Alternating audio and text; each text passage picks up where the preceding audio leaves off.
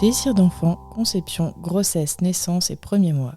Nos invités nous racontent leurs petites et grandes histoires dans Aternité. Aternité, c'est le podcast autour de la naissance de la parentalité. Je suis Clémentine. Et moi c'est Marc. On s'est demandé comment les parents d'aujourd'hui vivent l'arrivée d'un enfant. Et parce qu'il y a autant de réponses que de parents, on vous propose de revenir sur ces chamboulements avec certains d'entre eux. Voici leur histoire.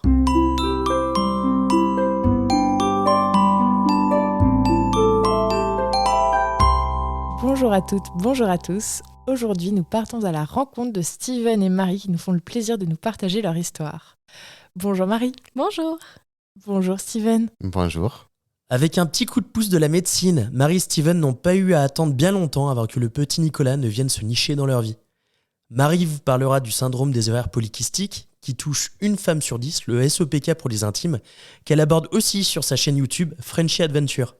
Un grand merci à Steven qui nous vient du pays de la bière et du bretzel de s'exprimer en français. Autant vous dire que Clem et moi, on n'a pas fait allemand LV2. Je commence du coup. Je m'appelle Marie, j'ai 25 ans. Je suis marseillaise, née à Marseille et j'habite actuellement à côté de Marseille et je suis commerciale. Après, mon nom, c'est Steven. Je suis allemand. Je viens dans un petit village qui s'appelle Münster. Et maintenant, je vis avec Marie à Marseille et j'ai 27 ans. C'est quoi du coup l'histoire de votre couple? Steven, t'es allemand, toi Marie, t'es française. Comment vous vous êtes rencontrés? Alors on s'est rencontrés en Allemagne. Moi j'étais partie là-bas, donc à Münster, où Steven vivait, où il est né, pour simplement une petite expérience à l'étranger. Et on s'est rencontrés sur Tinder. Ah ouais? Oui, c'est ça. C'est assez original, mais oui, sur Tinder. Et toi Steven, vous avez matché? C'est ça. On s'est vus, on s'est matchés et on a commencé d'écrire. On a fait des longs messages. On a parlé, on a beaucoup appelé aussi. Vous parliez en français ou en allemand? Ou en anglais? En anglais. En anglais, ok. Donc vous vous êtes rencontrés finalement et vous vous êtes mis ensemble en combien de temps? Enfin, mis ensemble et ensuite... Ouais. Très très rapidement, ouais. Après 3 semaines de messages, on s'est donné rendez-vous. Donc on s'est rencontrés pour la première fois physiquement, on va dire, dans un restaurant. Okay. On a passé la soirée ensemble. Terminé bien sûr par un petit bisou. Ok. Donc de là est partie l'histoire. C'était donc le 30 décembre 2016. Et ensuite, tout est allé assez vite. Ok, ça marche. Et du coup, vous êtes installés en Allemagne ensemble ou en France? On a déménagé ensemble en Allemagne. Ok. Et... oui, on a aussi changé l'appart plusieurs fois. Ouais. On n'est pas resté dans mon propre appart dès le début. Et oui, on a créé notre histoire là-bas, ensemble. C'est ça. Et pour revenir un peu sur le sujet du bébé, c'était le deuxième rendez-vous. On a déjà commencé de parler sur ça. C'est vrai? Ouais, des prénoms. C'est vrai? Ouais, des prénoms. C'était une des questions pour se rencontrer au deuxième rendez-vous. Ouais, et Nicolas, du coup, faisait partie de la liste? Ah non, Nicolas, non, on avait le prénom de la fille, tout de suite. Ouais. Et garçon, on était un peu indécis. Pendant ton aventure à l'étranger, en Allemagne, t'as monté une chaîne YouTube qui s'appelle Frenchy Adventure. C'est ça. Et sur laquelle tu abordes notamment un sujet qui touche une femme sur 10. C'est le syndrome des ovaires polykystiques. Oui. Est-ce que tu veux nous en parler un petit peu? Oui, tout à fait. Donc, le SOPK, effectivement, pour les intimes, c'est aussi plus facile à dire, il faut être honnête. Le SOP. C'est ça, exactement. Donc, c'est effectivement un syndrome qui touche une femme sur 10, avec des symptômes plus ou moins importants, selon les cas. Mais c'est un syndrome qui touche particulièrement la fertilité de la femme, mais qui peut avoir aussi d'autres conséquences, comme le diabète, notamment, chez certaines femmes. D'accord, ok. Et comment tu t'en es rendu compte, du coup ? Alors, bizarrement, j'ai toujours un petit peu senti que j'avais un problème, on va dire, au sujet de ma fertilité justement, alors que je n'avais jamais essayé d'avoir un bébé avant, mais je le sentais au fond de moi parce qu'il y avait des signes qui ne trompaient pas, notamment une absence de règles assez fréquente.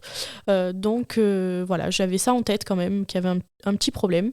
Mais adolescente, bien sûr, c'était pas le moment pour faire des recherches ou des examens, donc j'ai mis ça de côté.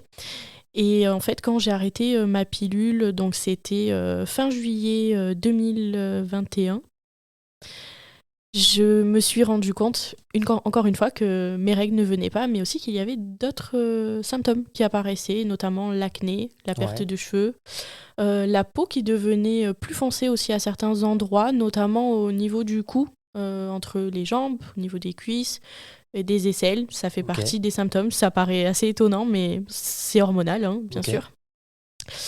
Et surtout, j'avais décidé de faire des tests d'ovulation. Et en fait, je me suis rendu compte qu'ils étaient toujours très foncés. Alors que normalement... Donc toujours positif. C'est ça, en fait. Toujours quasiment positif. Donc je me suis dit, c'est bizarre. Et en fait, je me suis un petit peu auto-diagnostiquée, puisque c'est en tapant sur Internet... test d'ovulation toujours positif, que le premier résultat est apparu, SOPK, syndrome des ovaires polykystiques. Ok. Et du coup, ta réaction à ça, en apprenant que tu avais ce syndrome, je suppose que tu l'as fait vérifier par un professionnel ? Oui, tout à fait. Donc, ça a été vérifié par une échographie et aussi par un bilan sanguin, bilan hormonal, qui a bien validé effectivement ce que je pensais.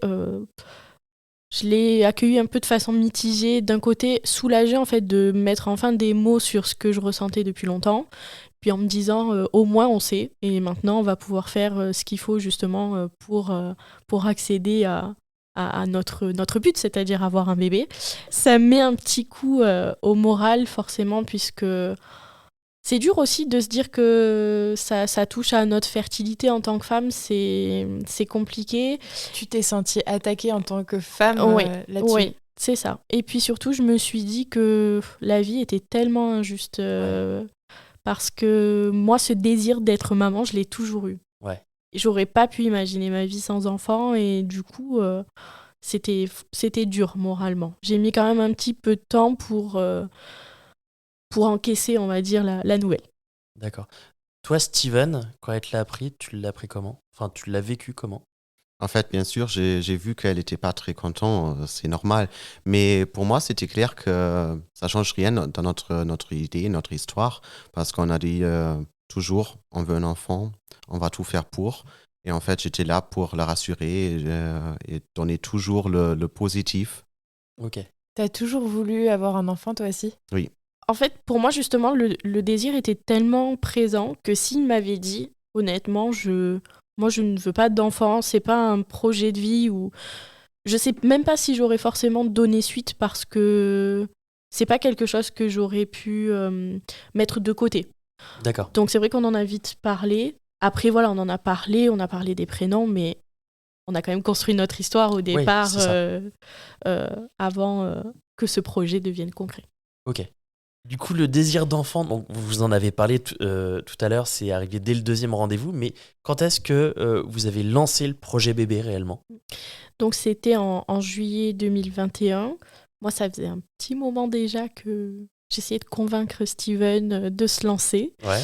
Et c'est vrai qu'on avait toujours tendance à se dire, c'est peut-être pas le bon moment, il faut peut-être attendre encore un petit peu. Et puis finalement, Steven, un matin, il s'est réveillé, il m'a dit, c'est maintenant. Allez, c'est parti. C'est ça. Et surtout, comme il dit si bien. En fait, tu peux toujours attendre. Tu peux toujours réfléchir, est-ce que c'est le bon moment maintenant ? Est-ce qu'on attend un peu ? Mais à la fin, ça va jamais être le moment parfait. Ils peuvent toujours être passé quelque chose qui va dire c'est pas le bon moment maintenant. Alors, pourquoi réfléchir trop ? Pourquoi trop attendre ? Finalement, en fait, quand tu te poses la question est-ce que c'est le bon moment, c'est que déjà, ça commence à être le bon moment. Ouais, c'est ça, je pense. Ok. Et vous avez mis quoi en place pour ce projet bébé ? Alors moi, je me souviens que j'étais allée voir la sage-femme pour un petit peu, justement, faire un petit bilan. Elle m'avait prescrit l'acide folique, voilà, des petites choses comme ça. D'accord. Et moi, du coup, j'avais acheté les fameux tests d'ovulation. Ouais. Et en fait, voilà, après c'est tout. On s'est pas vraiment pris la tête au départ. C'est vraiment au bout d'1 mois et demi où, oui c'est ça, ça devait être, on va dire début septembre, mi-septembre, où voyant que je n'avais toujours pas eu mes règles et que j'avais toutes ces petites choses qui arrivaient, les tests d'ovulation qui étaient un petit peu bizarres, quoi, toujours positifs, que là je me suis posé des questions, donc j'ai fait ma petite recherche sur internet et je me rappelle que je suis allée voir la sage-femme avec mes tests d'ovulation, je lui avais tous amenés et en fait elle m'a dit oui je pense effectivement que vous avez ce syndrome, mais là pour le moment on peut rien faire en fait, vous êtes jeune, il faut attendre 1 ou 2 ans et puis si ça vient pas naturellement ça sera la PMA. Ok. Dans 2 ans. C'est ça. Ouais. Donc autant dire que quand il y a ce désir d'enfant et en plus qu'on connaît la cause, le problème, c'est assez frustrant cette réponse quand même. Et puis quand t'en es à là, c'est maintenant tout de suite.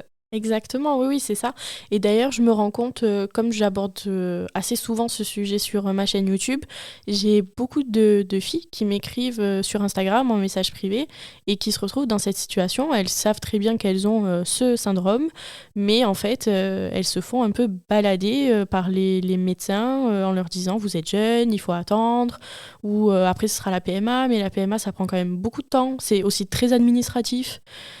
Donc c'est assez frustrant et franchement, ça a aussi un côté assez déprimant. Ok. Et vous avez fait quoi à ce moment-là ? À ce moment-là, j'ai pris, j'avoue, un peu les devants. J'ai regardé beaucoup de vidéos justement aussi sur YouTube, des articles sur Internet. J'ai aussi regardé sur des forums, notamment sur WeMoms. Et en fait, en voyant justement un petit peu l'expérience de toutes les filles qui avaient ce syndrome, je suis tombée totalement par hasard sur une discussion d'une fille qui habitait à Marseille. Il parlait du coup de son gynécologue qui était apparemment exceptionnel, qui l'avait beaucoup aidé justement dans ce projet-là. Donc je lui ai écrit un petit message privé et on a un petit peu discuté. Donc déjà elle m'a rassurée, ça fait du bien aussi de voir qu'on n'est pas seul. Et elle m'a donné le contact donc, de ce gynécologue que j'ai bien sûr tout de suite appelé et qui m'a donné rendez-vous, c'était le 28 octobre 2021. Et c'est précis. C'est précis, oui, ça a son importance justement pour la suite. Ok. Pourquoi son importance ? Parce qu'en fait, donc je l'ai rencontré le 28 octobre et je suis tombée enceinte le 28 novembre. Donc, ah oui, ok, ouais, ça marche. Un mois jour pour jour. Exactement. Ok, donc ultra efficace. Donc ce magicien, exactement. Qu'est-ce qu'il t'a fait ? Donc il a bien reconfirmé le diagnostic qui avait été posé. Et je me souviens, après l'échographie, il m'a fait m'asseoir sur la table et il m'a dit « ce bébé, tu le veux et tu l'auras ». Et je me rappelle que ça m'a tellement rassurée. Parce que souvent, on retient le négatif, en fait. On a tendance à voir justement ce qui ne marche pas chez les autres et à se projeter plutôt dans ça.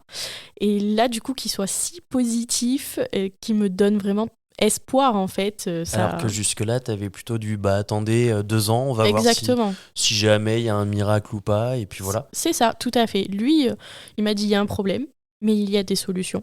Donc, on y va. Et il t'a pas fait attendre. C'est ça, exactement. Ce docteur miracle, qu'est-ce qu'il t'a proposé ? Donc, il m'a proposé de faire ce qu'on appelle une stimulation ovarienne. C'est-à-dire, c'est un traitement en plusieurs étapes. La première consistait déjà à me déclencher des règles, donc avec un premier médicament. Donc ça fonctionne un petit peu comme une pilule. On prend les médicaments pendant 10 jours et puis quand on l'arrête, on a nos règles quelques jours après. Okay. Donc ce sont des fausses règles, des règles provoquées, mais ça déclenche du coup une sorte de cycle. Et suite à ça, donc je suis retournée le voir, à chaque fois échographie, bilan sanguin, c'est quand même quelque chose qui est très suivi et qu'il faut suivre parce qu'il y a des risques, il faut le préciser. Oui, t'es allée le voir du coup combien de fois en 1 mois ? Je l'ai vu 3 fois. Oui, okay. 3 fois en 1 mois. Oui. Parce qu'après, du coup, une fois les règles qui sont apparues, donc je rappelle que quand j'ai arrêté ma pilule, je ne les avais pas eues. Donc en plus de 4 mois, rien du tout. Il m'a du coup prescrit à ce moment-là vraiment le traitement, le médicament qui allait stimuler vraiment les ovaires. C'est-à-dire que l'idée, c'était de faire grossir, mûrir 1 ou 2 follicules, donc ce qui se fait normalement de manière naturel et spontané chez une femme qui n'a pas ce syndrome. Et là, ça ne se fait pas.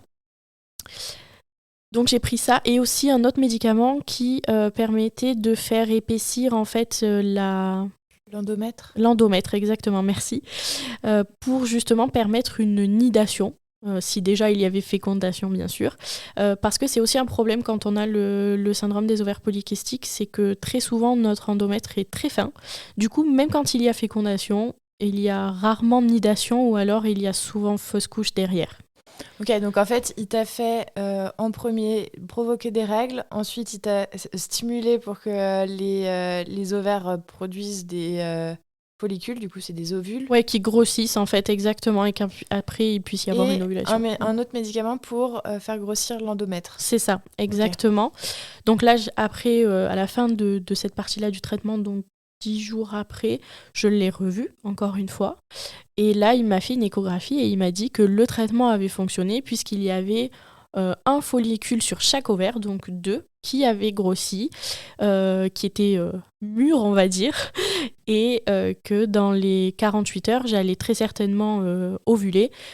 Pour être sûre, il m'a quand même prescrit une injection, donc c'est à se faire soi-même dans le ventre. Donc ça, c'est le côté un petit peu impressionnant quand même, on devient un peu infirmier dans ces cas-là.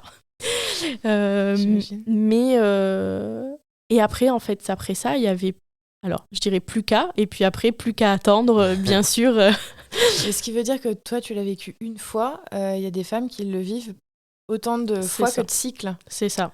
Wow. C'est pour ça qu'on a eu une chance incroyable, déjà de rencontrer ce docteur qui a pris les choses en main tout de suite, mais en plus aussi que ça marche du premier coup, parce qu'il y a des femmes qui font ça pendant beaucoup de cycles, sachant que c'est aussi quelque chose qu'on fait faire pour les fécondations in vitro et d'autres choses. Donc, ça peut être vraiment très lourd pour certaines femmes, malheureusement. Comment vous avez appris que vous alliez être parent ? Alors, du coup, grâce au traitement, on savait exactement quand avait lieu l'ovulation. Donc, du coup, c'est sûr que ça enlève un petit peu la magie quand même, parce qu'on sait pertinemment que 2 semaines après, il faut de toute façon faire une prise de sang. C'était demandé par le gynécologue, parce qu'avant de recommencer une stimulation ovarienne derrière, il fallait que lui, il ait les résultats. Il fallait pas prendre de risques, voilà. Oui, parce que si tu es enceinte, du coup, j'imagine que c'est pas très bon de stimuler. C'est ça, okay. Exactement. Donc, dans tous les cas, il fallait la faire. Moi, bien sûr, j'avais fait le stock de tests de grossesse à la maison en me disant je ne les ferai qu'à partir du jour où le gynécologue m'a dit de les faire. Pas du tout, faut être honnête. On comptait les jours. Le risque, en fait, c'est qu'avec l'injection que j'avais faite, pendant 10 à 12 jours après, ça donne des symptômes de grossesse et en plus, ça fausse le résultat. Donc, on peut se retrouver avec un test ou une prise de sang positive alors qu'il n'y a pas de grossesse. Donc, c'est pour ça qu'on nous conseille d'attendre vraiment les 2 semaines. D'accord. Pour éviter les fausses joies, bien sûr. Comment vous l'avez appris ? C'était quoi ? À quel moment ? Alors, je dirais qu'on l'a pressenti. C'était le 4 décembre, si je me rappelle bien. Alors, en fait, comme on a dit au début, on vit très, très près de Marseille. Alors, on était au stade, en fait. On a suivi le match de l'OM. Et c'était à ce moment-là que Marie, elle a senti les premiers trucs. En fait, on dit souvent que certaines femmes sentent quand la nidation se passe. Et effectivement, ce jour-là, donc j'étais à ce qu'on appelle souvent DPO6, donc les jours après l'ovulation, 6 jours après l'ovulation. Ce qu'on appelle, ce que nous, les femmes oui. qui avons ce projet. Moi, je connais pas ce mot. C'est vrai. Non, vraiment les femmes qui ont ce projet et qui du coup sont à fond et vont tout calculer. Souvent, c'est comme ça que ça se passe. Mais effectivement, donc 6 jours après l'ovulation, on était donc à ce match et j'ai eu mal au ventre. Très, très bas, comme on peut avoir quand on a nos règles, mais c'était pas du tout la même sensation. Et au fond de moi, je savais que c'était ça, qu'il y avait ce petit bébé qui essayait de s'accrocher, en fait. Alors, à la fin du match, on est rentré à la maison, on va pas parler du résultat. Alors, c'était quoi le résultat, quand même ? Il jouait contre qui ? On a perdu contre Brest. Contre Brest ? Personne ne perd contre Brest. Ici, c'est Marseille, alors ça va. Ici, c'est... Et c'est vrai que ce jour-là, on savait que c'était trop tôt du coup pour faire un test, mais on savait pertinemment qu'on n'attendrait pas une semaine comme l'avait dit le gynéco, on savait qu'on craquerait avant. Et d'ailleurs, on a fait le premier test 3 jours après. Donc, c'était donc 9 jours après l'ovulation. Et il y a eu un très léger positif. Mais du coup, on était un peu entre deux parce qu'on s'est dit, est-ce que c'est réel ou est-ce que c'est l'injection encore qui fausse le résultat ? D'accord, et vous avez dit de ne pas le faire. Et donc, oui, du coup, on était mitigés. Je me rappelle qu'on ne s'est pas réjouis. On s'est juste dit, on verra demain. En fait, dans notre idée, on s'est dit, comme on a des tests de grossesse de la même marque, on en refait un demain et on va comparer. Okay. S'il a foncé, c'est que plutôt bon c'est signe. bon. Okay. S'il s'éclaircit ou disparaît, il y a des chances que ce soit l'injection qui ait un peu faussé le premier résultat. À quel moment vous avez commencé à vous réjouir ? Je pense que du coup, quand on a refait le test le lendemain et qu'on a vu qu'il fonçait, là on a commencé à se dire que ça sentait quand même très bon. Mais c'est vrai qu'il y avait un peu d'appréhension quand même. On attendait le résultat de la prise de sang, qui officialise un petit peu plus que le test de grossesse quand même. Donc voilà, et la prise de sang, on l'a faite. Donc là, on a attendu vraiment la date que nous avait donnée le gynéco. Et je me souviens, je suis allée la faire du coup le matin. En rentrant, j'avais fait un test, les fameux tests qui affichent en toutes lettres enceinte. Depuis tant de semaines. C'est ça. Ouais. Donc du coup, je l'ai fait un petit peu pour le plaisir. Donc il a bien affiché enceinte 1-2. Et c'est vrai que déjà de le voir écrit de toutes lettres, ça fait bizarre. Franchement, ça fait bizarre. Et on attendait du coup les résultats de la prise de sang. Bien sûr, on nous dit 14 heures, ça n'est jamais à l'heure à ce moment-là, hein, quand c'est T'étais pour... en train de refresh sur le C'est site ça. toutes les minutes. Exactement. Et à chaque fois, je me rappelle, on était en télétravail, chacun dans une pièce, il m'envoyait des SMS. Alors Ça devait être interminable. Ah oui. Donc Steven, tu le vivais aussi de manière assez intense. C'est ça. Ça change aussi un peu l'effet d'une annonce de la grossesse. Oui. Parce qu'on ne pouvait pas vraiment faire une surprise parce qu'on a suivi ensemble. Ouais. On a fait tous ensemble, on a parlé chaque jour. Alors ça veut dire c'est un peu pas une annonce surprise, Ouais, mais quand même c'est une surprise de l'avoir confirmé. Oui, c'est ça. Et on était ensemble d'ailleurs parce que comme je n'avais pas reçu les résultats, j'ai appelé le labo et du coup je l'ai appelé avec Steven. Donc j'ai expliqué au téléphone que voilà, c'était suite à un traitement, qu'on était quand même très impatients. Et donc la dame au téléphone m'a donné le résultat. Je me rappelle, je l'ai mis sur haut-parleur et j'avais dit à Steven, si elle dit plus que 5, c'est bon signe. Et là, elle nous a dit que le résultat, c'était 87. Donc, c'est plus que C'est 5. légèrement c'est plus. ça. Donc, du coup, ouais, franchement, c'est regarder. On était choqués et tellement contents. En fait, tout de suite, on s'est dit, mais on a tellement de chance. Oui, là, il te manque juste les mots. Tu es Ouais. content, mais C'est ça. tu peux pas l'exprimer. Oui. Et d'ailleurs, on faisait que se le dire. J'ai pas les mots. Comment vous C'est- l'avez c'était- annoncé ? Ouais, c'était déjà un peu difficile de garder la surprise pour les fêtes, en fait. Ouais. Parce que c'était près de Noël. Mm. Alors, on mange bien ici en France. Alors, Foie gras, champagne. Saumon. c'est difficile si on se connaît avec la famille de dire « Ah non, cette fois, je mange rien. » Finalement, C'est j'aime pas rien. tant le saumon fumé. Voilà, donc c'est vrai qu'on a hésité.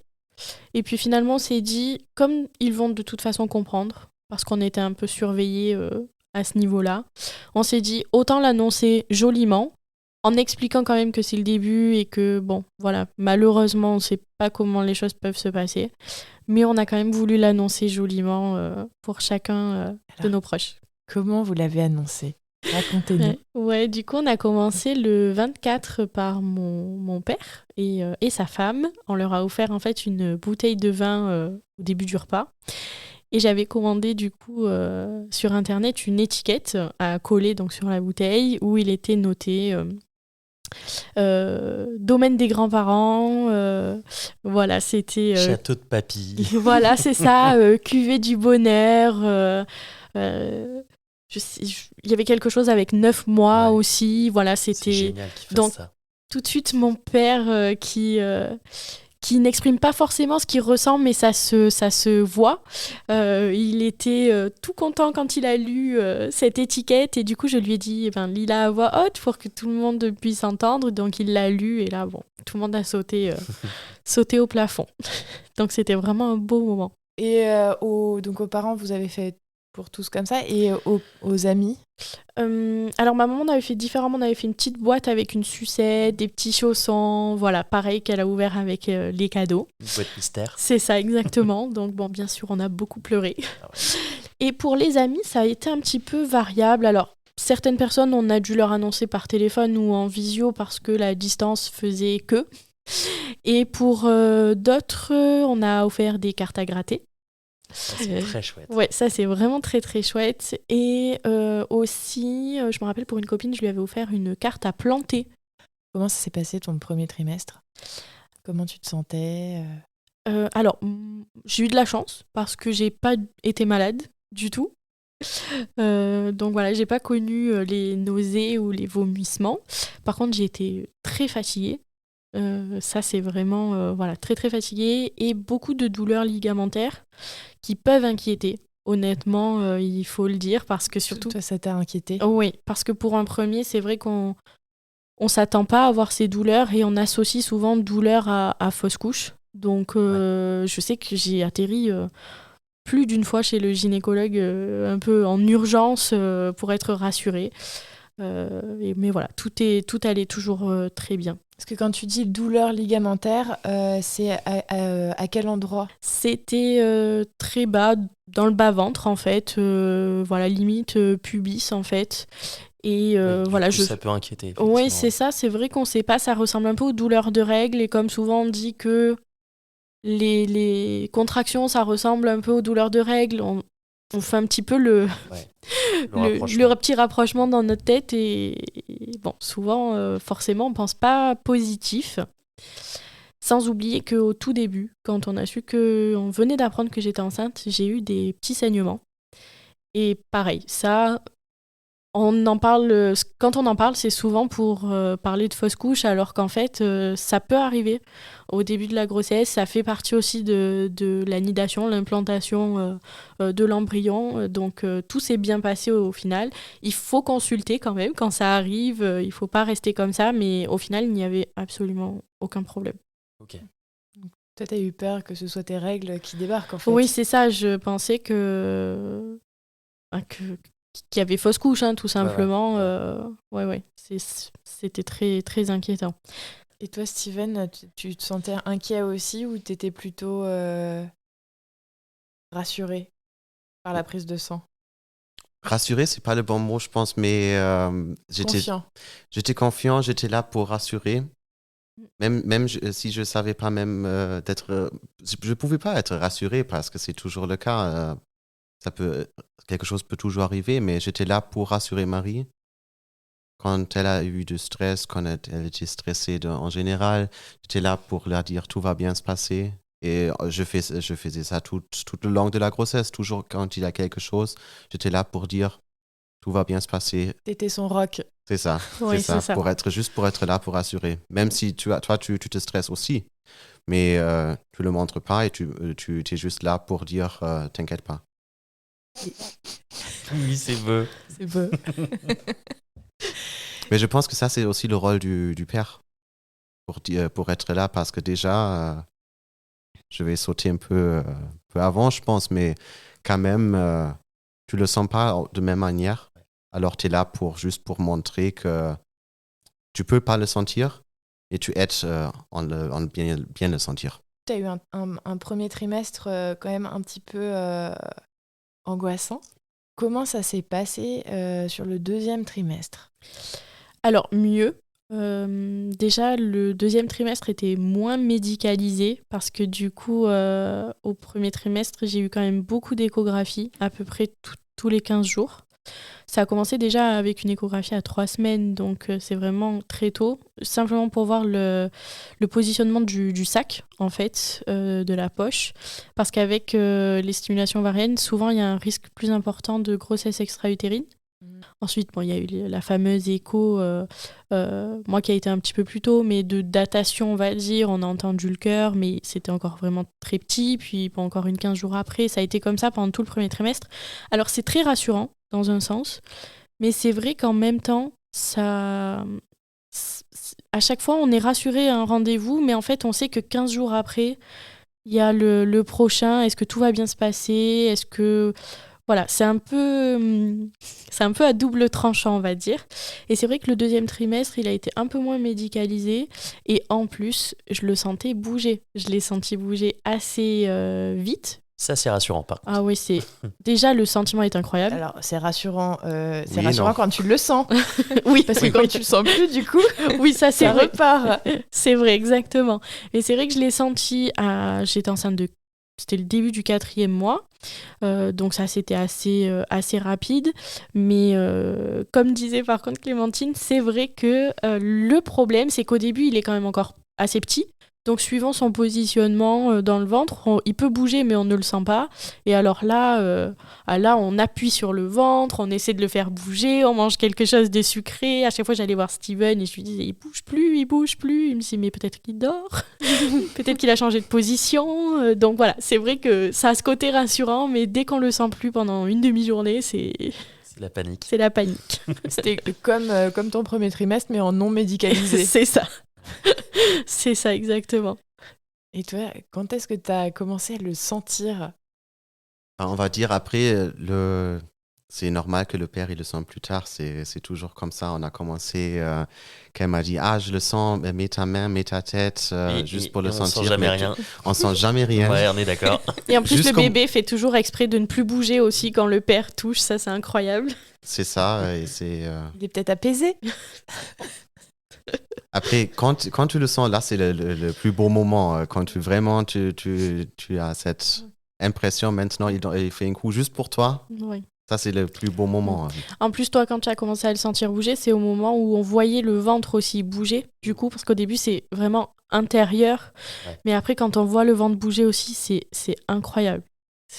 Ça concrétise tellement le... Oui, ça devient palpable. Ah oui, ça fait partie, je trouve, moi, des meilleurs moments de la grossesse. Moi, je trouve que l'image de ton coin de l'œil, quand tu as des petits spasmes du coin de l'œil, c'est un petit peu ce qui se passe dans ton ventre. C'est très bizarre. Ouais. C'est des mouvements involontaires de ta part. Ouais, c'est incroyable. Quand je m'allongeais, je disais à Steven, j'ai l'impression que j'ai des petites bulles qui éclatent en bas du ventre.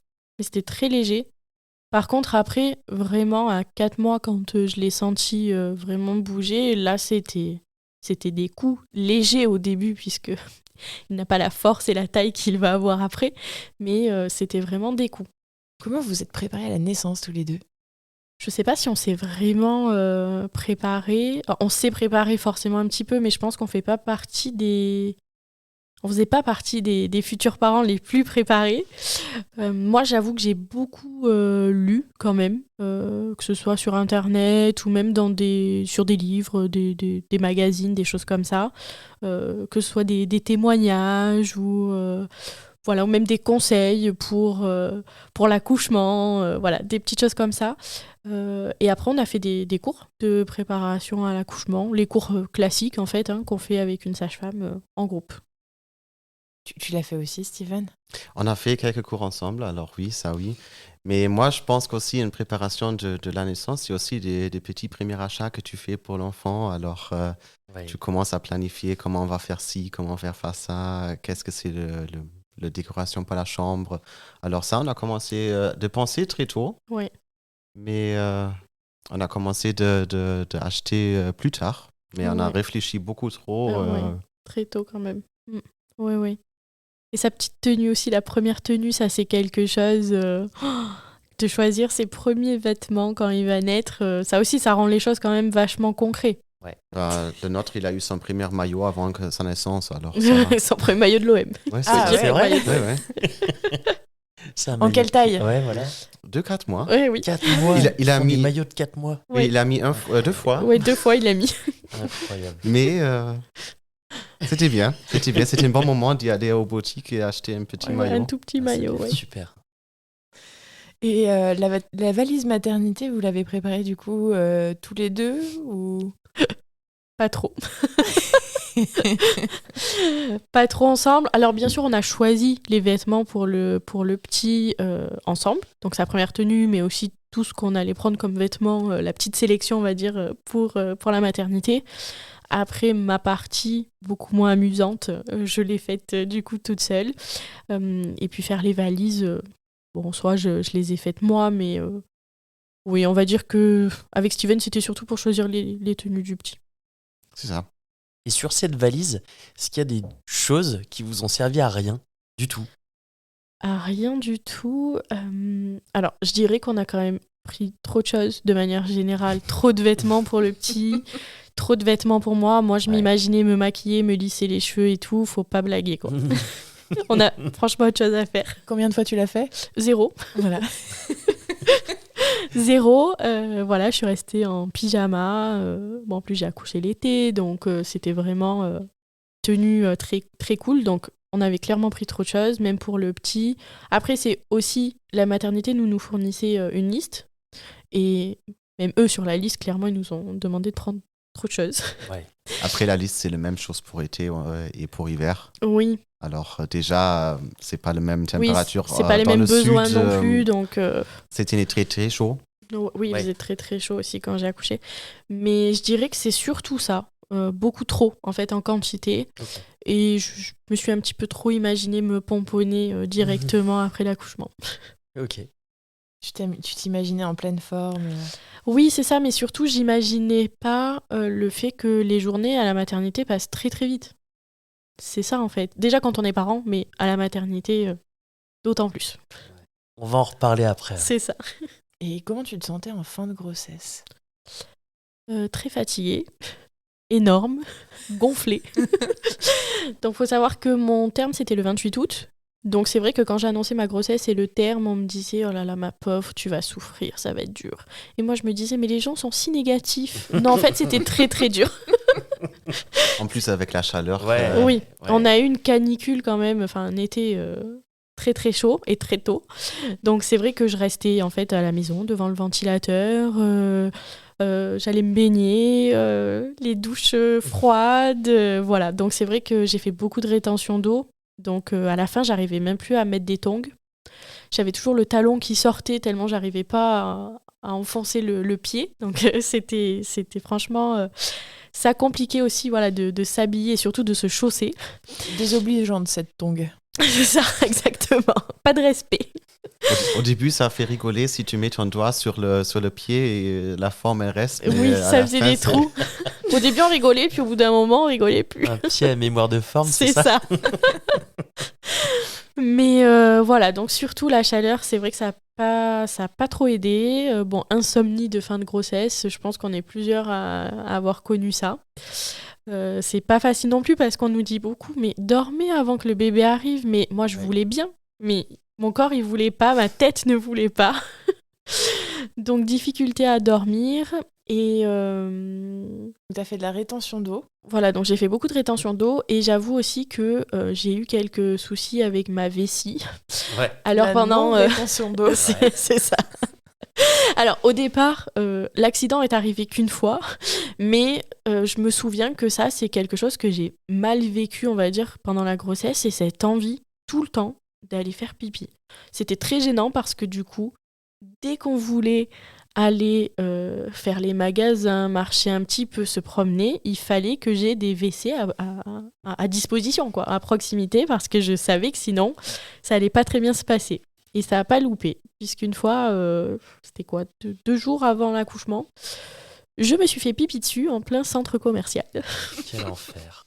Quel enfer. Et t'as pas flippé que ce soit les os En fait, je dirais pas flipper, je dirais que j'ai espéré que ce soit ça parce que j'avais tellement hâte d'accoucher. Mais non, ce n'était... Alors, on a fait un petit contrôle quand même à la maternité, mais ce n'était que des urines, comme a dit la sage-femme. Par chance, personne n'a vu. Hein. Juste nous, on savait, Steven et moi, mais personne n'a vu. En plus, ce jour-là, la moitié des toilettes étaient fermées dans ce centre commercial. Ils ont juste un à chaque entrée. Oui, voilà, c'était mon jour de chance en plus. J'avais très envie de faire pipi et aucun n'était ouvert, donc Alors tu marches pendant 20 minutes pour arriver à une toilette. Et bien sûr, je n'ai pas tenu. Comment ça s'est terminé cette grossesse ? Alors, une semaine avant l'accouchement, je me suis réveillée un matin pas très très bien. J'avais pourtant bien dormi, mais je me sentais très fatiguée et j'avais très très mal à la tête, ce qui m'était pas arrivé toute la grossesse. Donc ça m'a un petit peu alertée. Alors j'ai pris un Doliprane d'abord pour commencer, mais ça ne passait pas. Et comme j'avais un tensiomètre à la maison, je me suis dit, on va un petit peu contrôler. Et l'appareil a affiché 16,9 de tension, donc beaucoup trop haut. Oui. Donc je me suis dit, bon, on va se calmer. Comme je venais quand même de monter un étage et que c'était un effort assez surhumain à ce stade-là, je me suis dit, on va s'allonger, on va un petit peu se calmer.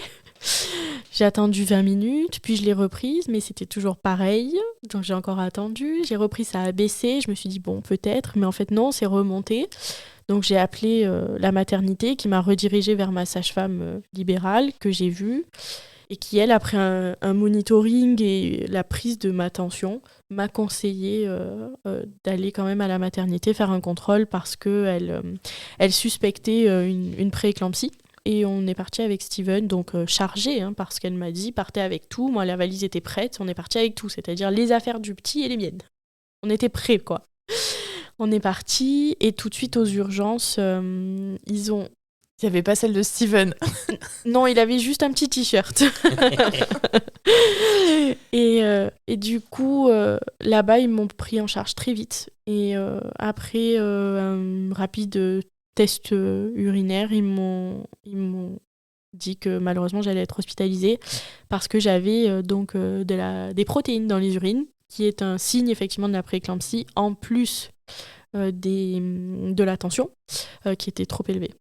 Alors, c'est pas pour moi, c'est pour un copain, mais c'est quoi la prééclampsie ?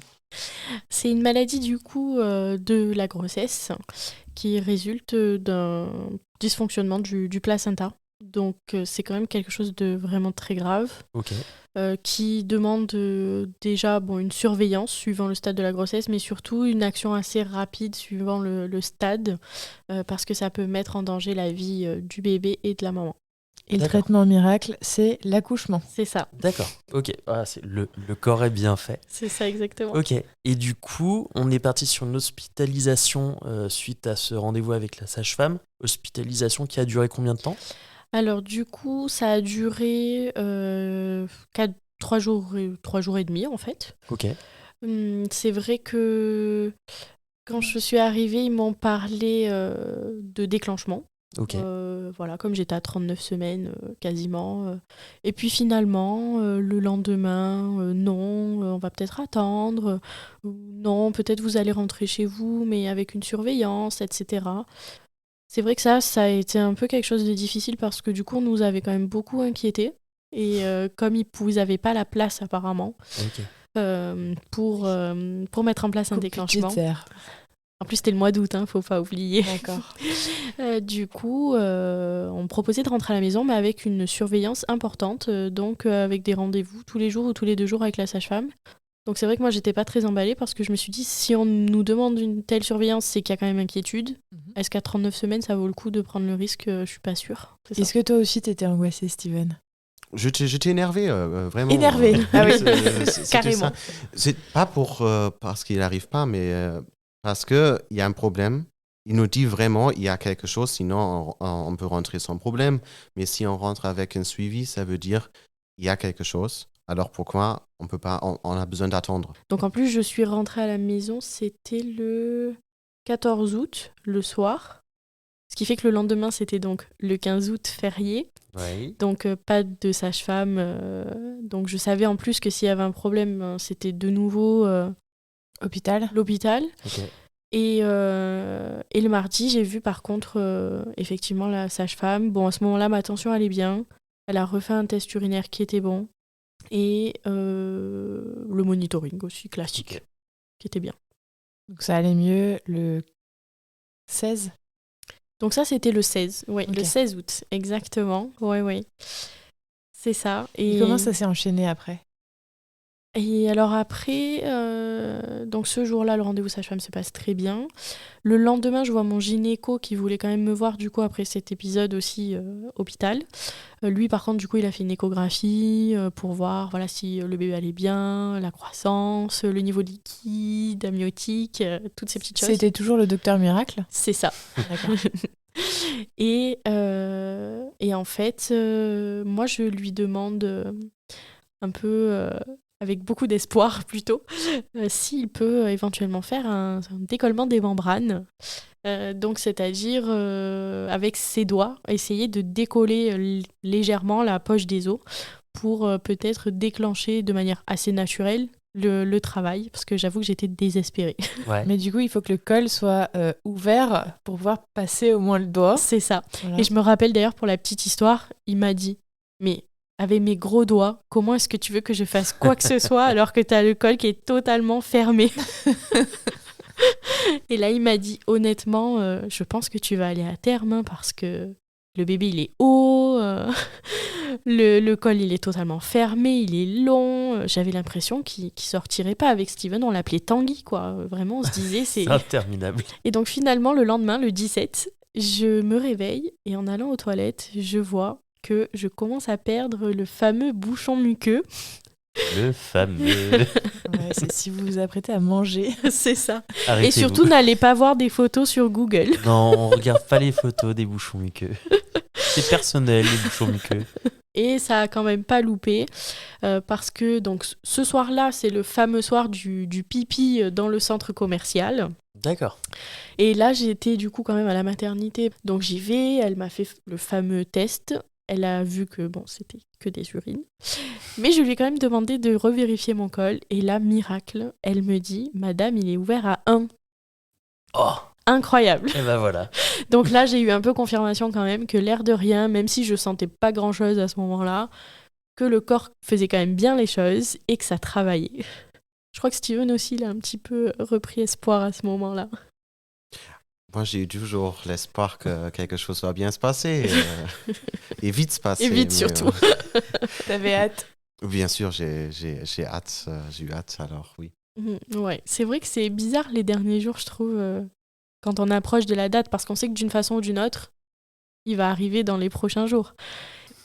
Et effectivement, après ça, de toute façon, tout s'est un petit peu accéléré, puisque dès le lendemain matin, je me suis réveillée avec des contractions, légères quand même. Enfin, Ok. sur le coup, on dirait quand même qu'elles sont horribles, mais en Ouais. fait, après, on se rend compte que c'était rien. Et donc là, je me suis dit, bon, c'est quand même vraiment en bonne voie. Le Spasfon, le Doliprane ne faisait pas grand-chose. La douche a fait quelque chose, mais que pendant une demi-heure. Ouais. Mais c'était irrégulier, ça venait, ça partait. J'avais mon ballon, je faisais mes petits exercices devant la télé. Et papa, il notait tout au fur et à mesure. Et le soir, ça s'est un petit peu accéléré. On a eu vraiment espoir de partir dans la soirée. Puisque c'était toutes les 10 minutes, puis toutes les 8 minutes, on s'est dit « Ah, ça y est, c'est pour bientôt ». Et en fait, non, tout s'est arrêté. Après 3-4 heures, tout s'est arrêté brutalement. On Désespoir. était déçus. Terrible. Mais Steven a vu le bon côté des choses, il m'a dit « Ah, il nous laisse un peu nous reposer Du coup, ça a repris quand ». Et en fait, très vite, on Ouais. allait se coucher vers minuit. Vers 2 heures, je suis réveillée par un mal de ventre, mais plutôt intestinal. Ok. Je suis allée aux toilettes, sans rentrer dans les détails, et puis je suis allée me recoucher, normalement. Mais je sentais quand même que ça travaillait un peu, comme quand nos règles vont arriver. Et puis, à 4h30 du matin, là, je suis réveillée par une grosse douleur, une grosse contraction. Et en fait, par réflexe, je vais sur les toilettes, et là, j'ai rompu la poche des os sur les toilettes. C'est propre. J'ai fait ça très Très proprement. propre. J'en suis très fière en vrai. Mais c'est vrai que sur le coup, j'étais pas très bien réveillée. Donc j'ai pas réalisé, en fait, sur le moment, je pensais que c'est juste que j'avais fait pipi. Puis je me suis relevée des toilettes, je suis allée me mettre au bord du lit, Steven dormait.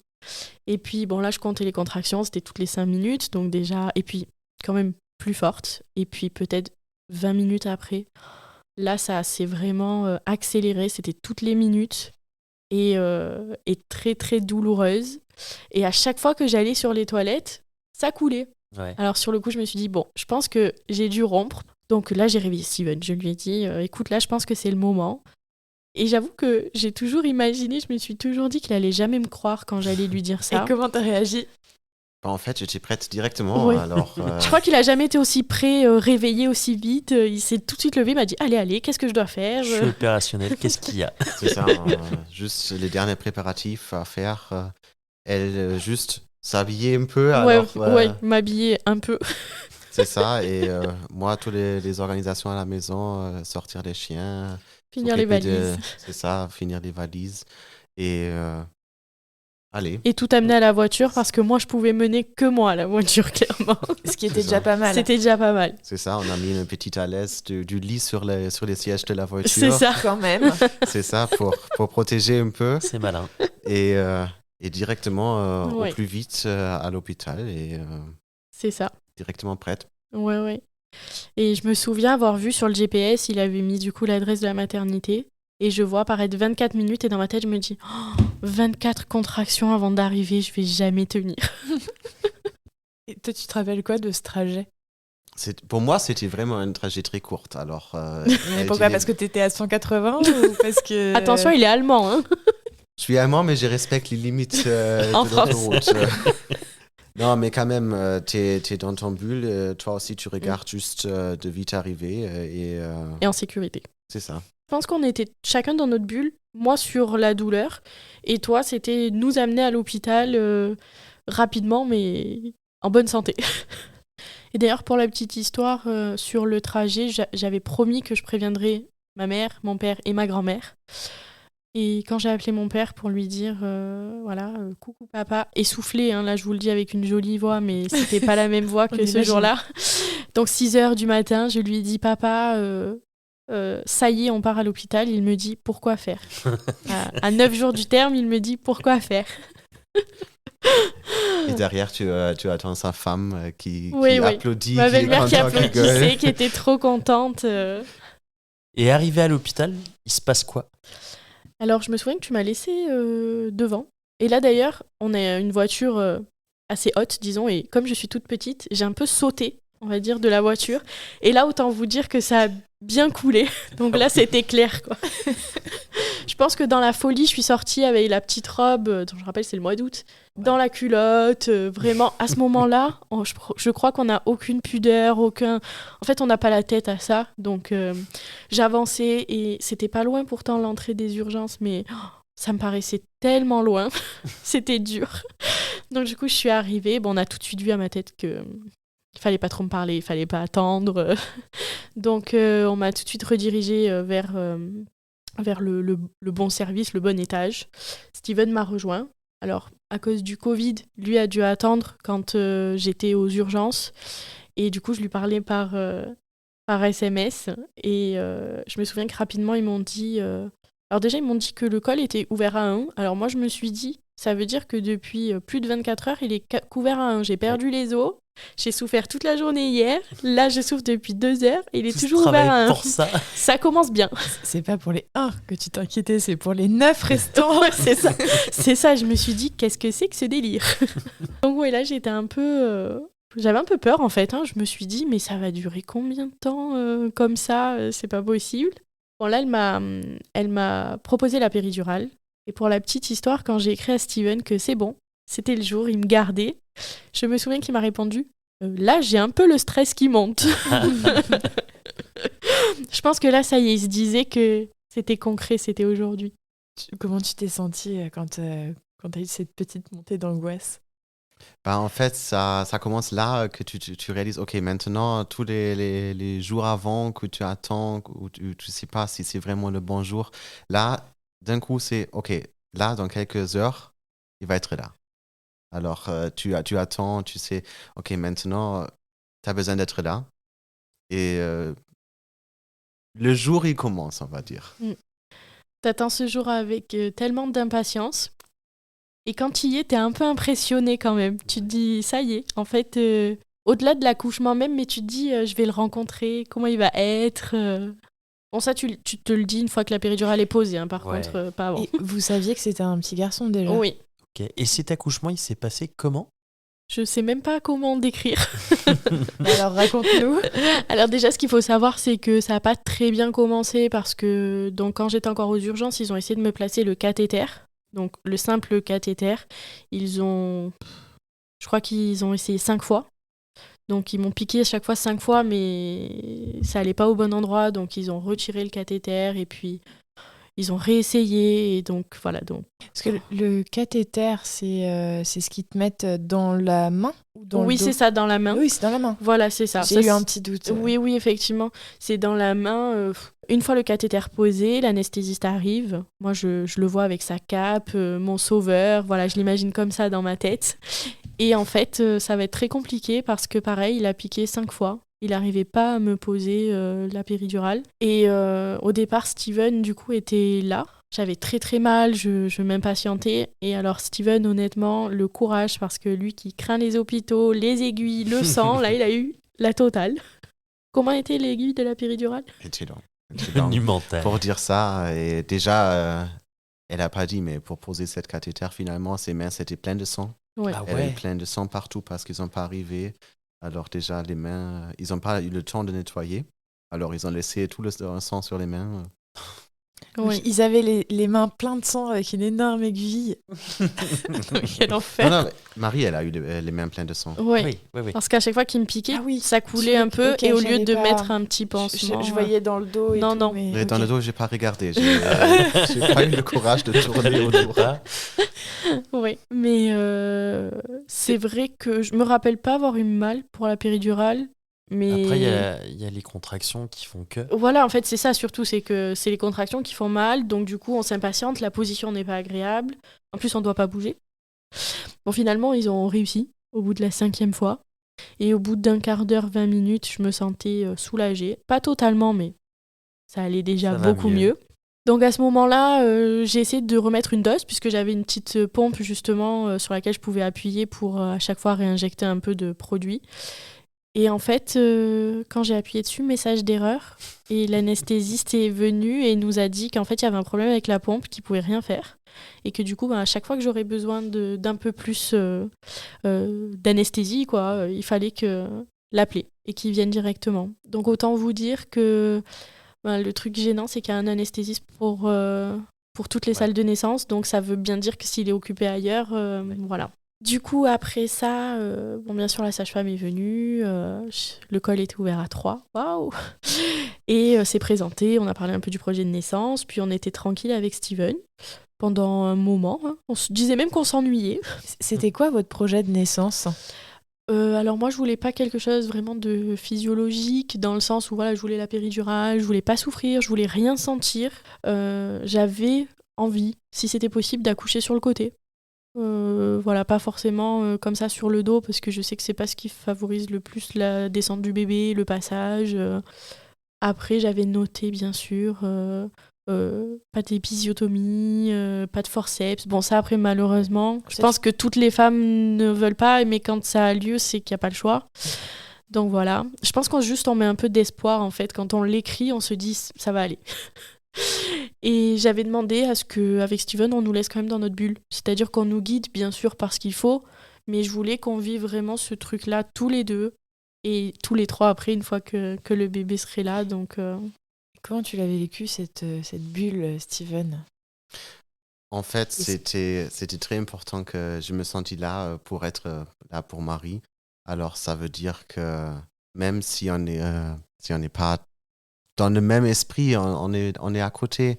Alors, je pense que c'est pareil pour tous les pères, que tu veux aider, tu le sens que tu veux aider, mais après, tu peux juste être là pour rassurer, tu essayes de parler, tu essayes de juste, si les douleurs sont plus lourdes, d'essayer de parler de quelque chose d'autre, de penser à quelque chose de beau, pour juste pas rester sur ce point-là et pour être là pour la maman.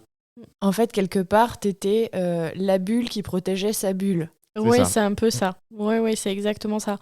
Et je sais d'ailleurs qu'il me recentrait. Bon, là où j'en étais dans le récit, j'étais soulagée, mais quand plus tard, j'ai vraiment souffert. J'avoue que il m'a recentré sur ma respiration quand moi, je commençais à perdre pied.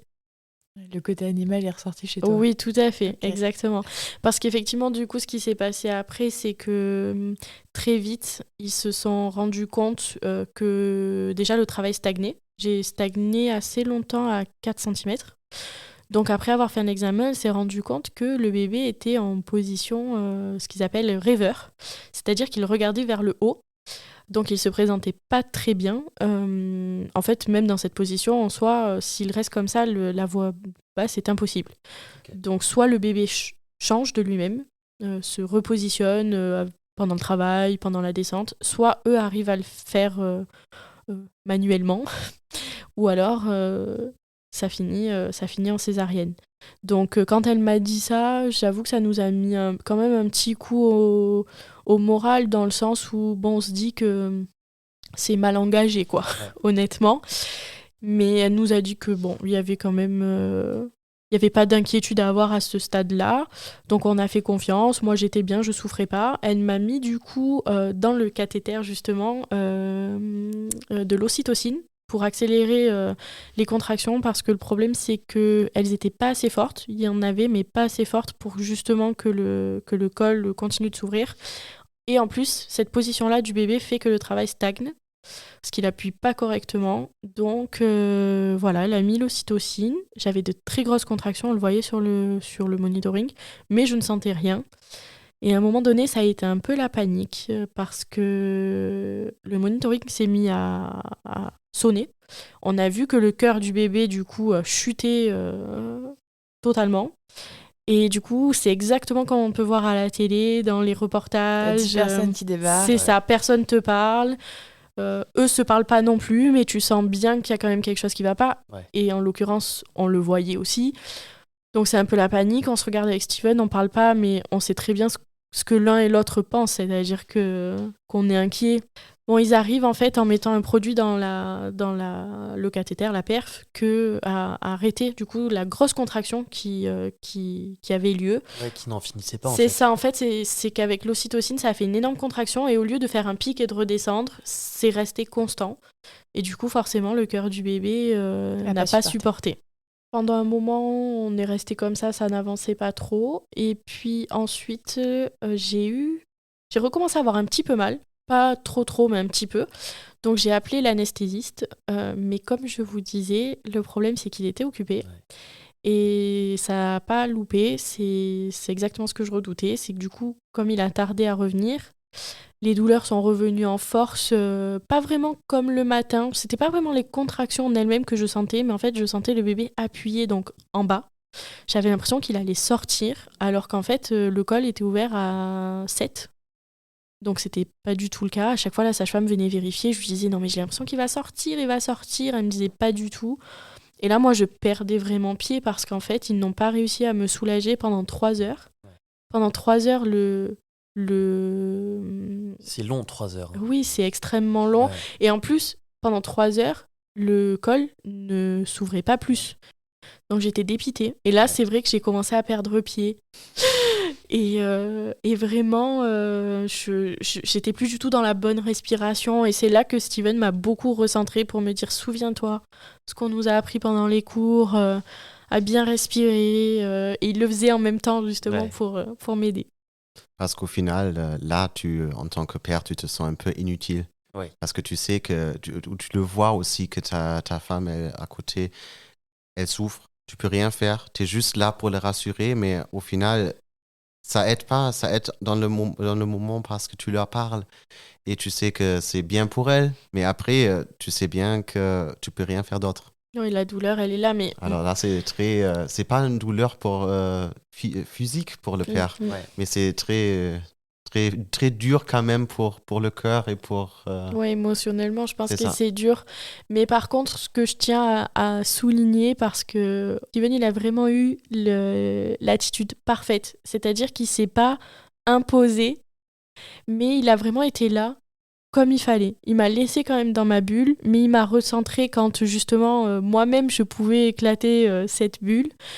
Et juste sa présence, ou voilà, parfois le brumisateur, juste le fait de me toucher délicatement la main, ou même de me laisser juste lui broyer la main. C'était juste parfait, voilà, sans être trop. Passé ces 3 heures de souffrance, il s'est passé quoi ? Au bout de 3 heures, il y a eu le changement du coup d'équipe, puisque l'équipe de jour finissait et est arrivée l'équipe de nuit. Donc la sage-femme est venue se présenter. Elle, sa priorité vraiment, c'était de me soulager. Tant que j'étais dans cet état-là, de toute façon, j'étais incapable de discuter. Donc elle a appelé l'anesthésiste, donc celui pour la nuit, qui est venu, qui a mis du coup un autre produit du coup plus fort et qui enfin a réussi à me soulager. Donc ça, vraiment, ça a été juste génial parce que j'avoue que j'avais un peu perdu espoir au bout de 3 heures. Ouais, je comprends. Donc ça m'a soulagée, on a pu enfin parler avec cette sage-femme qui était très gentille et qui m'a dit maintenant on se laisse 1 heure. On avait éteint les lumières justement pour vraiment se reposer, fermer un peu les yeux. Et il me semble que moi j'ai même réussi à dormir. Steven, je crois pas parce qu'il avait un fauteuil pas très confortable. C'est le fauteuil des papas. C'est ça.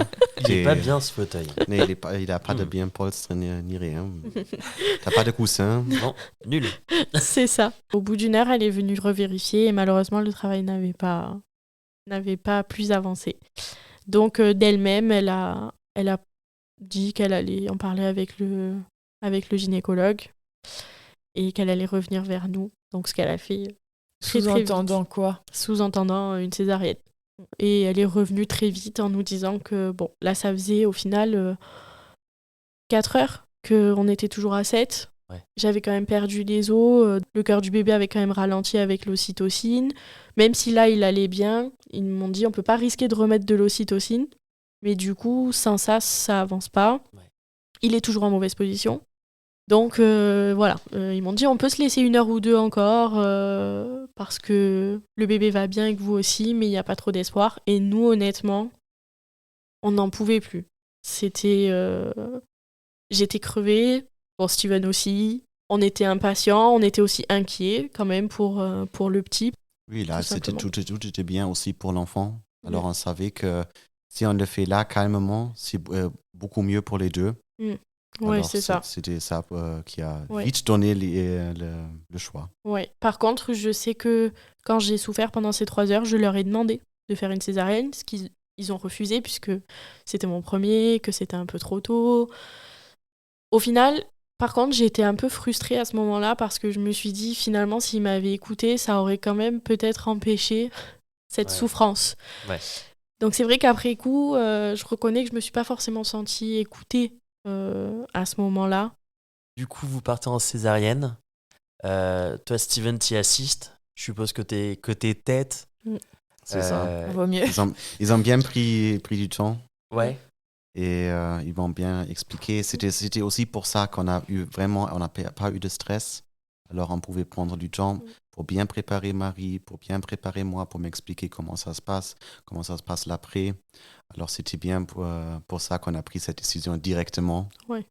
Parce que sinon tu es dans le stress pour vite faire quelque chose. Ouais. Oui. Là, l'avantage c'est que c'était une césarienne d'urgence puisque pas programmée, mais en fait il n'y avait aucune urgence ni pour le bébé ni pour moi, donc on a pu apprécier vraiment ce moment, la naissance. Du coup, moi je suis arrivée au bloc d'abord, donc on m'a installée, préparée, installé le champ, tout ça. Je me rappelle avoir vu mon ventre comme ça, mon gros ventre, pour la dernière fois finalement. Et d'un coup, ils ont mis le champ. Et c'est vrai que sur le moment, je n'ai pas réalisé. Mais en fait, c'était la dernière fois. Avec, tu lui as dit au revoir. C'est incroyable quand même, après coup, de se dire... il était tout gros. Et puis après... tout flasque. Oui, c'est ça. C'est ça. Mais ouais, c'est assez impressionnant. Je me rappelle qu'il faisait froid. Dans le bloc, il faisait vraiment très froid. Par contre, l'équipe était vraiment super. Ils nous ont bien expliqué les choses. Ils blaguaient. Mais pareil, ils n'ont pas cassé cette bulle dans laquelle on était. Ils nous ont beaucoup parlé au début. Et quand vraiment ça a commencé, qu'on s'est parlé, nous, avec Steven, qu'on était un peu en connexion, ils nous ont laissés. Et c'était vraiment un très beau moment. Donc Nicolas est arrivé le 19. C'est ça, le 19, à 22h10, en pleine forme. Donc c'est vrai que ça va très vite, la césarienne. Du moment qu'il commence, le bébé est assez rapidement dehors. Je me rappelle qu'on se parlait, et puis le gynécologue nous a dit ça y est, je vais sortir le bébé. Ah, il a des cheveux. Alors là, on a arrêté de parler. Et on a attendu. En vrai, ça allait très vite, mais ça paraît long, les quelques secondes juste pour l'entendre. Et puis quand on l'a entendu pleurer, moi j'ai pleuré aussi avec. Ouais, je comprends. Quand même, moi aussi.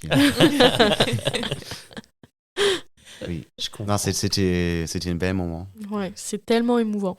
À partir du moment où ils ont sorti le bébé, ils vous l'ont présenté, je suppose. Oui.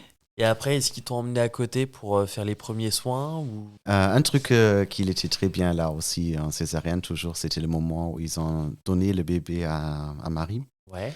Alors, il a fait son premier cri, il a pleuré, tout va bien.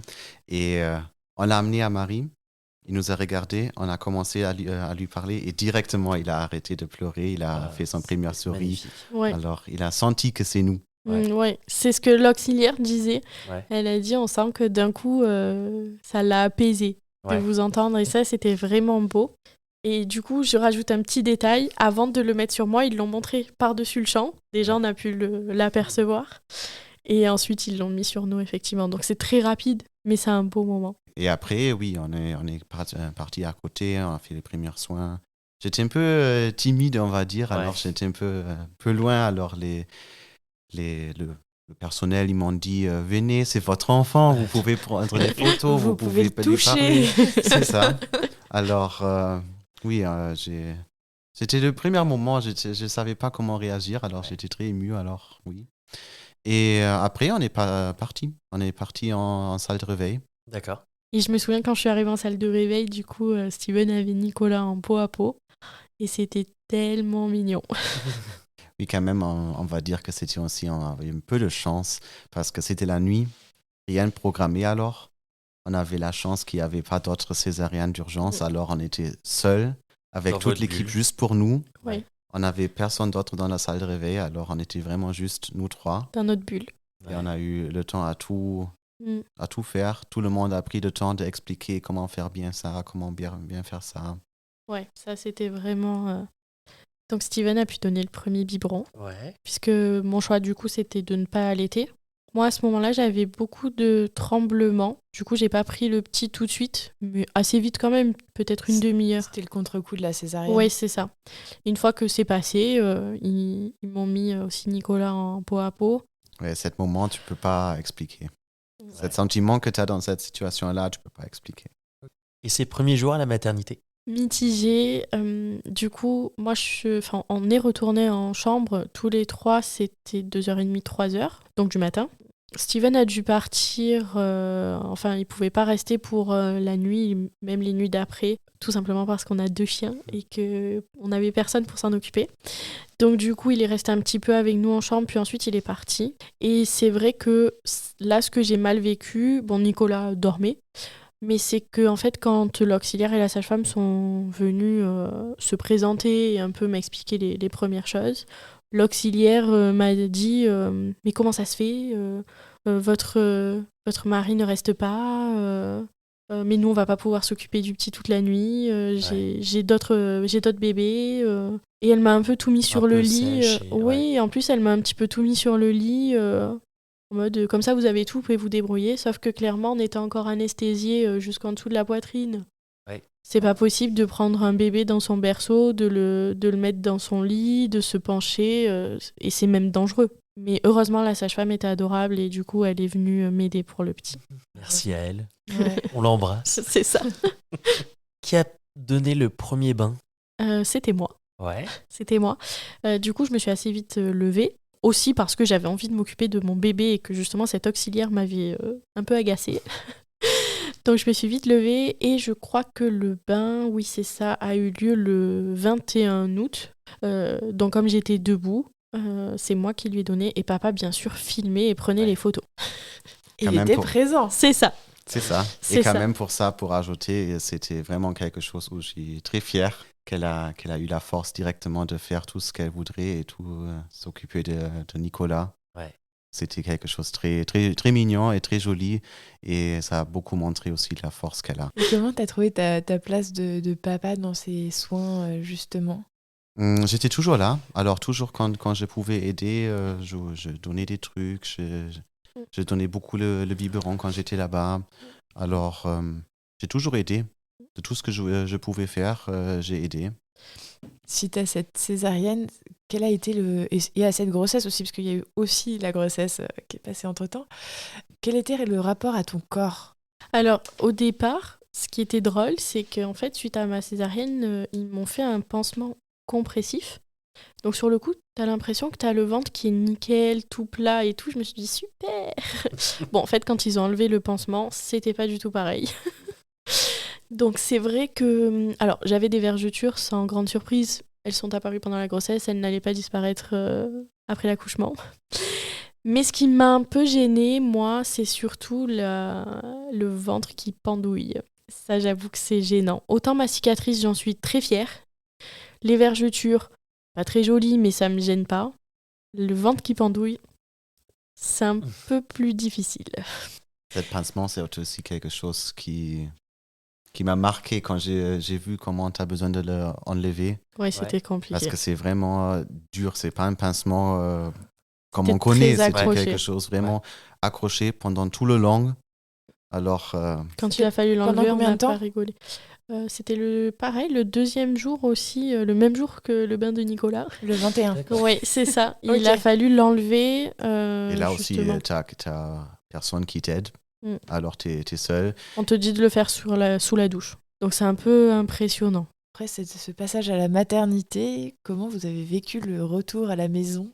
D'un côté, très soulagée parce que c'est vrai que la maternité, c'est pas l'endroit le plus calme et le plus facile aussi pour prendre ses marques. Donc j'étais contente d'être chez moi, voilà, tranquille, de plus être dérangée toute la journée, la nuit, d'avoir moins de bruit. Ça, c'était vraiment cool. Puis c'est un peu le début quand même de la vie aussi. La vie à 3 à la maison. C'est ça, exactement. On était aussi hyper contents de lui montrer la maison, sa chambre. Voilà, c'est vrai qu'on avait hâte. Mais en même temps, ce qui était un peu dur pour moi, c'est que j'avais du coup appris à me lever du lit par rapport à la césarienne grâce au fait que le dossier se redresse, qu'il y a la barrière, etc. Et c'est des choses qui paraissent anodines. Mais quand je suis rentrée chez moi, que j'ai essayé de me coucher, et qu'en fait, je me suis retrouvée du coup vraiment à plat dos, sans aide, à part Steven, mais je veux dire sans matériel pour pouvoir bien me redresser, j'ai fait que pleurer parce que j'étais fatiguée et qu'en fait, j'arrivais pas à trouver de position pour m'installer, quoi. Donc c'est vrai qu'avec le recul, je me dis, oh là là, t'as pleuré pour ça, mais sur le moment, c'est C'était C'est grave. dramatique. c'est ça. Oui, mais t'avais ça, plus sûrement la douleur des C'est ça. agrafes, plus des agrafes de la cicatrice tout court, C'est ça. plus beaucoup de choses qui arrivent en même temps. Exactement, oui, Oh. oui. Plus peut-être la montée de l'air en plus. Non Oui, aussi. Ah ouais, oh là là, t'as cumulé. Enfin, C'est ça, exactement.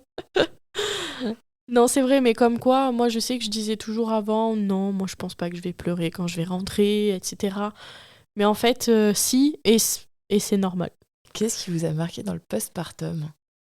La fatigue, c'est quand même au centre de tout. Et c'est vrai qu'avec la fatigue, c'est difficile de contrôler ses émotions. Tout est un peu décuplé, en fait. En fait, j'ai senti bien sûr qu'elle était beaucoup plus fatiguée avant aussi. Tu veux pas trop aider. Ça, c'est aussi quelque chose parce que tu veux qu'elle prenne Ces marques ? ses marques elle-même pour se lever elle-même. Parce que ça peut aussi donner un mauvais sentiment pour elle si tu es toujours là. Ah, tu peux pas te lever, viens, je t'aide. Elle a besoin de reprendre sa vie normale, on va dire. Sa vie avant, quand elle pouvait tout faire toute seule. Ça, c'est quelque chose qui m'a marqué, que j'ai aussi besoin de voir comment je peux aider sans trop aider. Tu parlais tout à l'heure de gestion des émotions. Est-ce que les premiers mois, ça a été plus difficile dans votre couple ? Je dirais que déjà que les 3 premières semaines ont été vraiment difficiles. Parce que du coup, Nicolas ne dormait pas ou très peu. Steven, quand je suis rentrée et qu'on a passé la première nuit, je pense que là, il a un peu réalisé ce que je lui décrivais. Parce que quand même, quand j'étais juste là la journée, là, il dormait. pour moi, c'était Ah oui. toujours calme. Quand on est rentré à la maison, là, on a vraiment senti... moi, j'ai vraiment senti la différence. Ah oui, Nicolas t'avais 2 heures de vivait de sommeil. nuit, quoi. C'est ça. Moi, j'avais déjà accumulé du coup le manque de sommeil. Steven avait du coup un peu plus de sommeil en réserve que moi, mais très vite, c'est épuisé. Donc, c'est vrai que ça a été difficile. En plus, ce qu'il faut quand même se dire, c'est que, bon, il y a la fatigue, mais il y a aussi le fait que ça a beau être notre bébé, on le connaît pas. Donc ça aussi, ça prend du temps, et forcément, mêlé à la fatigue, c'est pas évident. Oui. Et après, c'est aussi un peu dommage parce que tu fais pas les trucs au même moment. Alors, tu es là pour l'enfant, l'autre, elle dort. Après, vous échangez. Alors, vous voyez beaucoup moins en tant que couple. Oui, c'est vrai qu'en fait, on est côte à côte, mais on se croise. Vous êtes coloc. C'est ça. Et c'est dommage, mais c'est pour une bonne cause. Oui, dire. c'est ça. C'est vrai. Et on a eu de la chance parce que du coup, ça a duré 3 semaines. Et en fait, ce qui a aidé, c'est une séance avec l'ostéopathe. Parce qu'il s'avère que du coup, par rapport à sa position, donc dans mon ventre, surtout à l'accouchement, après j'imagine qu'il avait cette position depuis au moins quelques jours, de bébé rêveur. Il avait en fait des douleurs ou des tensions au niveau justement du cou et du bas du crâne. Et du coup, l'ostéo nous expliquait que c'est ce qui expliquait que quand il était allongé, il était pas bien. En fait, ça lui faisait mal. Il était en tension. C'est ça. Donc, il était bien que dans certaines positions. Et forcément, quand on essayait de le coucher, ça n'allait pas. Et cette séance a tout changé. Le soulagement. Et aujourd'hui, où est-ce que vous en êtes ? On dort, du coup, maintenant. Donc, c'est vrai que ça change beaucoup de choses. Une fois qu'on peut se reposer, avoir les idées claires. Et puis, on a pris nos marques. On connaît aussi notre petit garçon maintenant. On sait... alors, pas toujours, parce qu'on apprend quand même encore tous les jours. Et il évolue, donc ça change. Mais c'est vrai qu'on arrive vraiment à cerner son problème, ses besoins, ses émotions. Donc ça aussi, c'est beaucoup plus facile. Parfois, on se dispute encore, ce qui, je pense, est normal. Mais ça se passe beaucoup mieux. Je pense qu'on a bien pris nos marques tous les 3. Par contre, il y a bien sûr un peu une ombre au tableau. On entend souvent dire, et j'avoue que c'était un peu mon grand espoir après cette grossesse, que la grossesse peut un peu tout rétablir quand on a des problèmes de fertilité, et notamment... de SOPK. Exactement. Mais malheureusement, en tout cas, c'est pas mon cas, puisque très vite après l'accouchement, on s'est rendu compte que c'était encore bien présent, et apparemment même plus qu'avant. Et d'ailleurs, mon fils a 5 mois, et je n'ai toujours pas eu mon retour de couche, alors que je n'allaite pas. Donc d'ailleurs, depuis quelques jours, j'ai dû repartir dans les traitements pour justement un petit peu déclencher quelque chose. Mais voilà, malheureusement, les résultats échographie et bilan hormonal sont pas foufou. Ouais, pas à la hauteur de nos espérances. Et qu'est-ce que vous auriez aimé qu'on vous dise sur la paternité ou la maternité avant d'avoir un enfant ?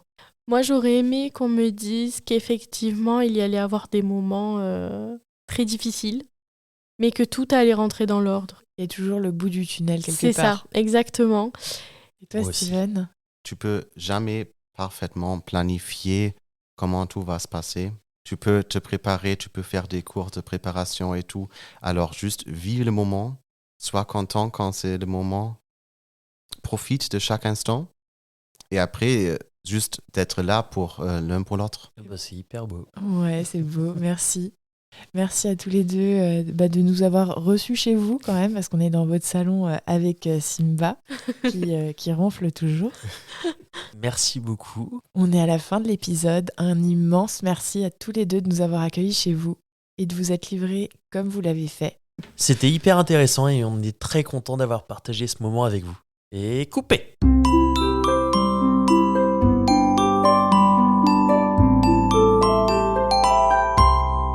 C'est la fin de notre épisode. Merci d'avoir écouté Aternité.